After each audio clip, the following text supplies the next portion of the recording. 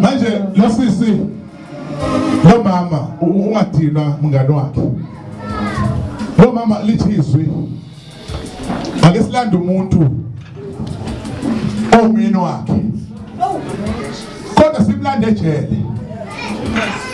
Kwasingene ejele phakathi kubantu abafaka ingubo ezi-orange.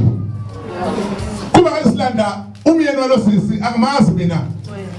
Kodwa uthumo wengcwele lo mntwana kunesipoki gelekeqe esiphila naye. Kodwa manje sihamba bese sivusa ukuthi ikhona into ethinta umyeni wakhe eyeza ukuthi kuba ngathi kukhona ithuna elisetshezwayo.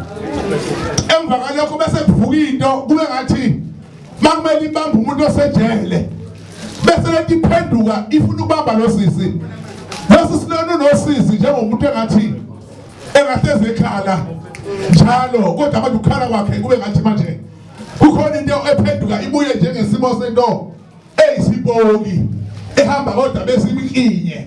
Kodwa kuthiwa sinanda umuntu omyeni wakhe kube ngathi khonto esingaqala siyisuse kuye ngesimo sento eyimpahla yakhe.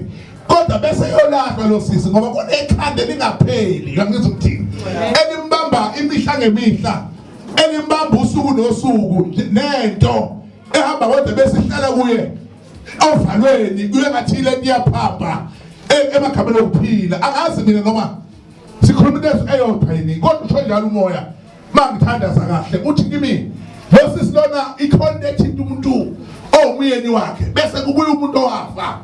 Umuntu wafa wahamba abantu bakubo babiyele ezweni kude endaweni eseSwaziland kwakhona enziwayo kwangathi kucusha into eliliba elithuna.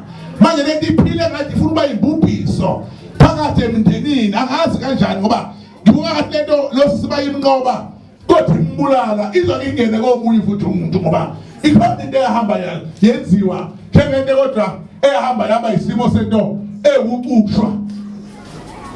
Ngokuba zonke izono ebengizenza namhlanje nangosisi sobala ebusweni bakho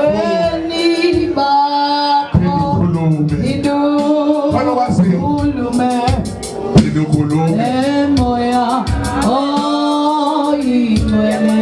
Haleluya. Khuluma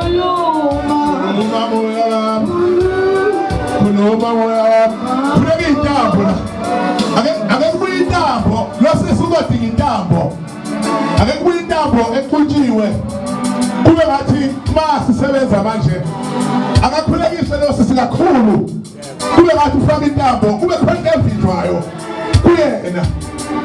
Amen bazalwane. Ubaba ngazi waze ngani yonke lento. Ubaba wakwakhe usejele wabulala umfowabo engicabanga ukuthi uyena lobuyayo azomkinya. Wambulala endlini kubo. Umthetho khona sothi wayifanele ukuthi ubulale yena wathi ngizoqala ngalo. Wamshaya kaze kakathathu ngesibhamu endlini behlele endlini bebonke. Asazi kwala ini ukuthi ashaye yena. Amen.